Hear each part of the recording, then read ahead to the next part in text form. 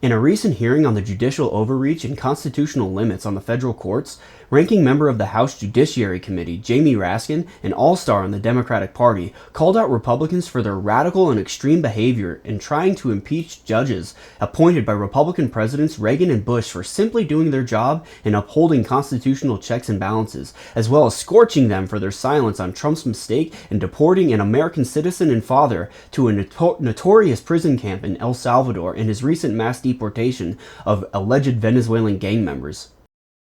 So why have 34 federal judges from 11 different districts with a combined 474 years of service on the bench, judges appointed by Presidents Reagan, Bush, Clinton, Bush, Obama, and Trump, entered 57 different preliminary injunctions and temporary restraining orders against President Trump and Elon Musk's executive orders and actions, like the ones nullifying constitutional birthright citizenship, unilaterally dismantling congressionally created agencies, or impounding and diverting funds appropriated by Congress? Well, the majority says it's because these are radical judges. And they lead off, as our good Chairman Issa did, with Judge Jeb Boasberg, the chief judge of the District Court of the District of Columbia, who enjoined the mass roundup and deportation of immigrants to an infamous El Salvadoran prison in peacetime without any due process at all, allegedly under the Alien Enemies Act of 1798, a statute explicitly limited to wartime and military invasion.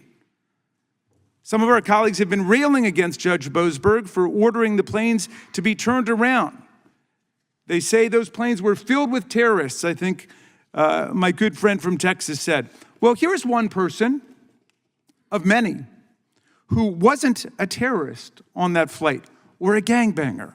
His name's Kilmer Garcia.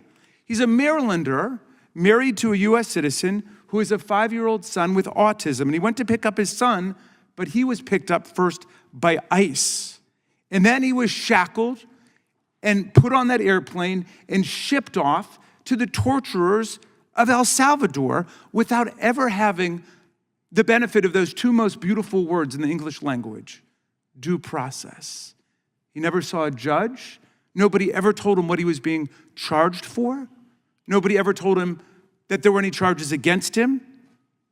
And he was sent to a mega prison run by the self-proclaimed dictator of El Salvador. And yesterday, you know what happened, Mr. Chairman?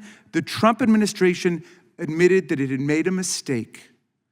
He was not actually a gangbanger. He was not a criminal. It was all a mistake. If there'd been due process, maybe that would have been determined, but there wasn't. But they put him on that plane in El Salvador. Well, all's well that ends well, right? No. The administration says there's nothing they can do about it now because he's no longer in U.S. custody. This guy who lives in my state, married to a U.S. citizen with citizen children, he's stuck with the dictator of El Salvador. Well, Raskin does a great job here at exposing how unmoored from any principles Republicans have become in their pursuit of power. Trump sent an American citizen to an El Salvadoran prison, stripping a father from his son, and Republicans are silent on this gravely serious breach of the American right to due process. The Republican hypocrisy as the party of freedom is on full display. Raskin continues to show how extreme Trump and his Republican cronies are in their pursuit of unchecked power, which is destroying the American form of co-equal branches of government. He then goes to show how unhinged Elon Musk, the world's richest man, and Trump's Republican sycophants are for wanting to impeach these judges when only 15 judges have ever been impeached before in American history, who happen to have all been impeached exclusively for professional misconduct, which is not the case here, but instead these MAGA Republicans are trying to impeach these Republican-appointed Bush and Reagan judges for simply doing their jobs in maintaining the constitutional checks and balances and ruling against Trump, Elon, and the Republican subverters. Judge Boasberg, some of our colleagues want to impeach him. Look, some of our colleagues, they've got "for wanted" signs in the Cannon House office building with the names and faces of judges on them. They want to impeach them now. They want to impeach Judge Boasberg. Some of my colleagues should be alerted to this fact. Judge Boasberg was first named to the bench by President Bush. He was Justice Kavanaugh's roommate at Yale. Known in legal quarters is a very conservative judge, but they want to impeach him because he stood up for the rule of law. Now, Democrats say all of these executive orders and actions are being struck down not because these are radical left rogue judges, but because the judges, regardless of who appointed them, are doing their jobs. If the number of decisions striking down Trump illegality is unprecedented today, it's only because the sheer number of illegal acts committed in the first 100 days is unprecedented. America's never seen anything like it before in our entire history.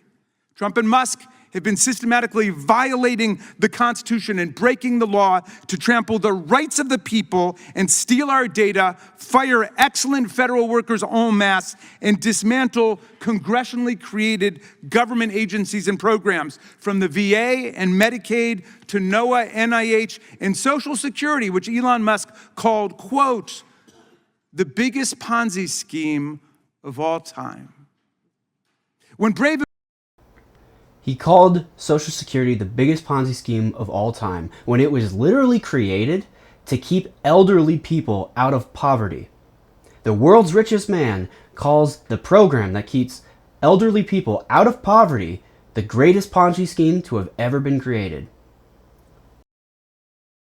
Americans go to court to defend themselves against the President of the United States and the richest man in the world. These judges from across the political spectrum are showing up to work, and they're showing America why we have an independent judiciary.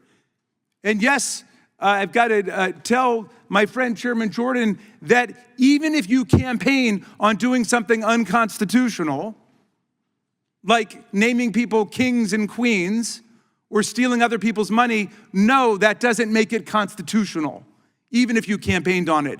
And the vast majority of the things here, I never heard of them campaigning on. But in any event, it's irrelevant to the job of the courts. Anyone who's read any of the decision knows that what we're witnessing today is a matchless constitutional crime spree by a rogue president and his Doge enforcer, a government contractor who has pocketed $38 billion from the taxpayers, multiples more than he has ever even claimed to have saved us. And we know how Doge makes typos, converting millions into billions. Read the decisions.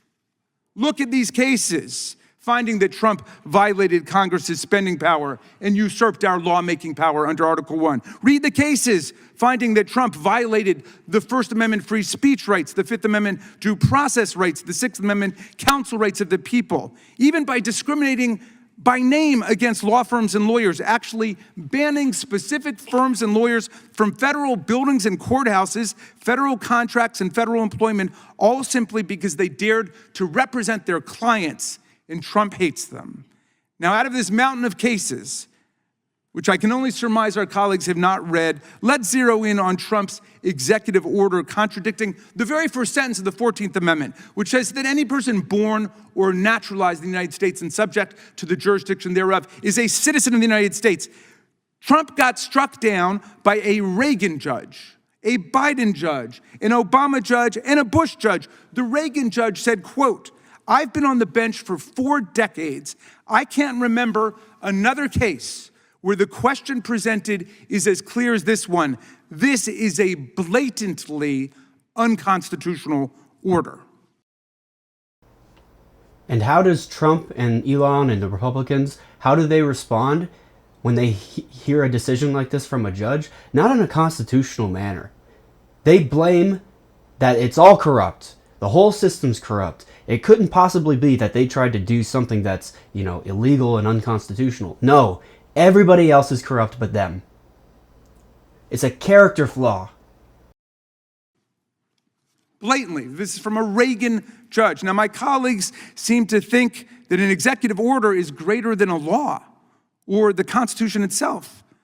But an executive order cannot trump a federal statute, much less the Constitution. An executive order is just an order to the executive bureaucracy to follow a policy unless and until it's countermanded by law, by the courts. Many of our colleagues are following Trump and Musk in calling for impeachment right now. There have been only 15 federal judges impeached in all of American history, always for serious professional misconduct, like taking bribes, stealing from the court, or habitual drunkenness, not even occasional drunkenness, habitual drunkenness on the bench. Congress has never defined a doctrinal or interpretive disagreement as a high crime and misdemeanor, much less when the judge's reasoning was airtight correct. See, this is so important that Raskin is doing. He is showing that Elon, Trump, all these Republicans are trying to impeach judges not for crimes, which is the precedent for all of those other like 15 or some judges that have been impeached before. That's why they were impeached, because of crimes, not opinions. These judges are giving their opinions today that these executive orders are unconstitutional, and how does Elon and Trump and these Republicans respond? That actually these judges are criminal for giving their constitutionally mandated opinions. It's obscene. The spreading movement to impeach and attack judges is so alarming that Chief Justice Roberts issued a rare statement last week. He said, for more than 2 centuries, it's been established that impeachment is not an appropriate response to disagreement concerning a judicial decision. The proper response, of course, is to appeal the decision. And to be fair, that's how you know you might be doing something wrong. If the Chief Justice, the current sitting Chief Justice of the United States, has to come out and say something like this, that says, hey, maybe calling for an impeachment of a judge because you disliked his opinion is not the correct response that a president should be giving after they've gone through the judicial process of one of their executive orders. Here, Chairman Issa expressed his strong disapproval of these wanted posters yesterday in the Rules Committee. Now, for some members, talk of impeaching these so-called rogue judges is just fun and games, but the vicious assault, the vicious rhetorical assault on the judiciary has turned into something more sinister in certain quarters. Actual violent threats, bomb threats, direct intimidation. Judge Boasberg, the Bush appointee, must endure scandalous online attacks and insults by President Trump and Elon Musk and their followers. Even worse, the campaign of vilification has spread to Judge Boasberg's family, including outrageous attacks on his daughter, who's had her photo and her place of work posted on social media by Elon Musk to his 290 million followers. These threats follow an actual bomb threat made to the sister of Supreme Court Justice Amy Coney Barrett. And See, I'm so glad Raskin is shedding light on this, because it shows how much more extreme Republican followers are than Democrats are. All of these acts of intimidation, of pipe bombs that are delivered to offices, are almost entirely done by Republicans and their supporters. There are numerous other threats taking place today, and of course we've seen threats and actual violence and murders take place in the past. I call on my colleagues right now to call off the campaign to impeach federal judges for doing their jobs. I call on them to demand that the Trump administration comply with all judicial orders while appealing whichever ones they want to appeal, and to demand the return of people unlawfully taken to El Salvador on that so-called plane full of gangbangers. And I especially call on them today to denounce all violent threats, doxing, online vilification, and threats against our judges. This is the Judiciary Committee of the United States House of Representatives, and we should act like it. I yield back, Mr. Chairman.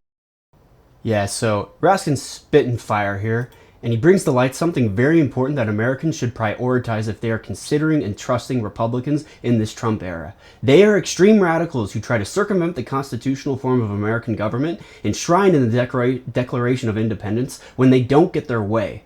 Every American should hear every day how extreme and unconstitutional these Republicans are, who are being led by Trump and the world's richest man, Elon Musk. People need to be protected from these manipulators who use deception to enrich themselves and their wealthy elite buddies. Democrats would be wise to employ the tactics Raskin uses here.